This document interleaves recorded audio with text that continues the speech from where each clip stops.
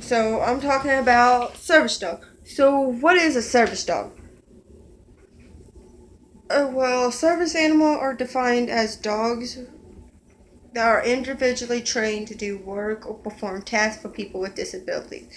Examples of such work or tasks include guiding people who are blind, alerting people who are deaf, pulling wheelchairs, alerting or protecting people who have seizures, reminding people with mental illness to take prescribed medication, calming a person with PTSD or post-traumatic stress disorder during an anxiety attack or performing other duties.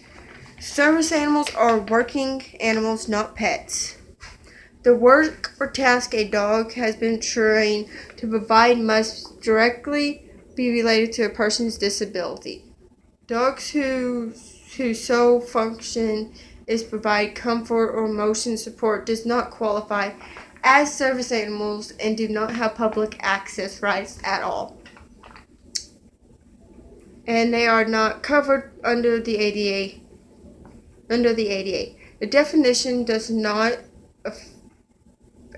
affect or limit the borderline definition of assistance animal under the Fair Housing Act or border definition of service animals under the Air Carrier Access Right. Some states and local laws also define service animals more broadly than the ADA does. Information about such laws can obtained by the State Attorney General Office. So, where are service animals allowed? Under the ADA, state or local government businesses and nonprofit that serve the public generally must allow service animal to accompany people with disability in all areas of facility where public is normally allowed to go. For example, in a hospital, it would be inappropriate to exclude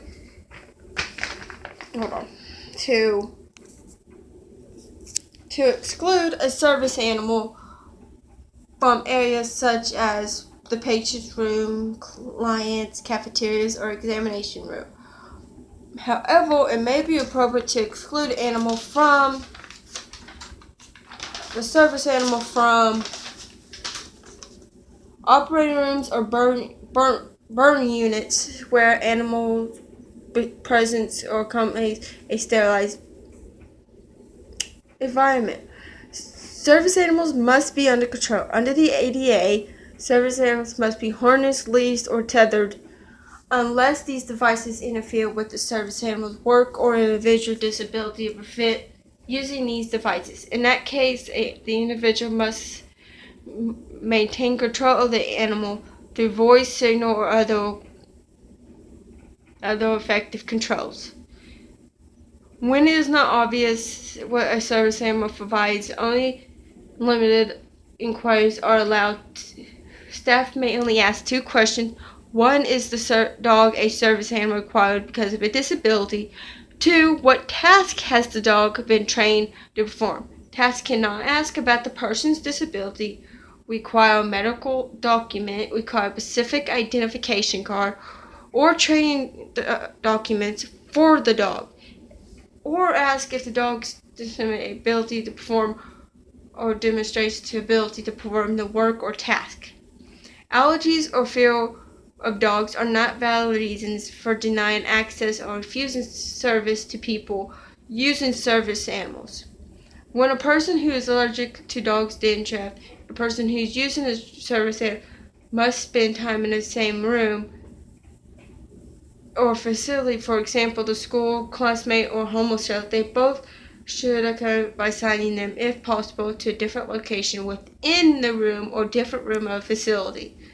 A person with a disability cannot be asked to remove his service animal from premises unless 1, the dog is out of control and the handler doesn't take effective action to control it, or 2, the dog is not housebroken, which all service dogs, even highly trained professional service dogs, still make accidents now and then. So that doesn't mean the dog is not housebroken.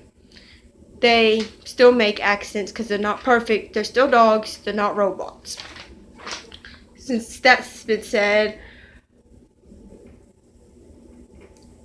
When there is legitimate reason to ask that a service animal to be removed, staff must offer the person with a disability to opportunity to obtain good or service within animal's presence. Establishments that sell or prepare food must allow service animals in public areas even if the state or local health codes prohibit animals on the premises. People with a disability who use service animals cannot be isolated from other protein, treated less favorable from other protein, or charged fees that are not charged to other protein without animals. In addition, if a business requires a deposit or paid protein with pay, it must be waived the charge for service animals. If a business such as a hotel normally charges guests for damage that it caused, a customer with a disability may also be charged for damage caused by himself or his service animals. Staffs are not required to provide care or food for the service animal. Miniature horses now. In addition to preference about service dogs, the department revised ADA regulations have a new separate provision about miniature horses that have been individually trained to do work or perform tasks for people with disability. The miniature horses must range in height from 24 to 34 inches, measured to the shoulders, and must weigh between 70 to 100 pounds. Entirely by the ADA must modify their policy to permit miniature horses were reasonable. The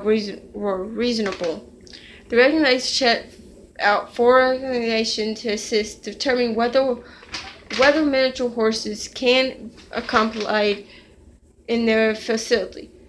The assessment factors are 1. Whether the miniature horse is housebroken. 2. Whether the miniature horse is under the owner's control. 3. Whether the facility can accommodate the miniature horse type, size, and weight.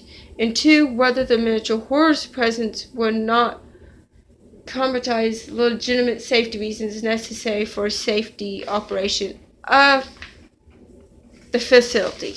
So that's about service animals.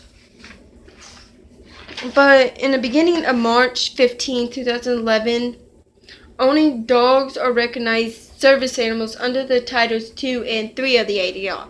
A service animal is a dog who is individually trained to do work or perform tasks for a person with a disability. Generally, Title 2 and Title 3 must permit service animals to accompany people with a disability in all areas where members of the public are allowed to go. So what does the ADA mean? ADA is the department, is American with the Disabilities Act. DOJ is Department of Justice. SD means service dog. ESA means motion support dog, or motion support animal. A motion support animal is any animal that is just to provide comfort for somebody. Technically, a snake, rabbit, turtle, guinea pig, cow, horse, chicken. Any animal can be a motion support animal. You just can go to a doctor and get a prescription saying you need a motion support animal. But they do not have any public access rights, and they only need basic training. They don't perform any task or anything. They're just there to provide comfort, just like a pet does. So technically, I think they're almost just like a pet, except get to live in places for free that they normally a pet would be charged to live, and they get to fly free on airplanes. So that's about it. Other than that, they have no public access. Only service animals do. And later, I'll explain what a therapy animal is. Right now, I have very little sleep. have been asleep since I fell asleep early. I woke up yesterday around 12. Didn't go to sleep until 3 in the morning, and then woke up at 4:33 because the dogs went crazy. And then at 5, I had to get up and get ready to go to town, give all the dogs baths to get ready for the vet appointments they had. So I'll do about therapy animals later once I actually get a little bit more rest. It might be tomorrow, but if it is tomorrow, it'll be after I meet the other service dog handlers out there that I'm meeting, and my friend Joseph. Oh, and I dyed my hair, if you haven't noticed. So that's about service animals and emotional support animals. I hope you liked the video, and God bless you all.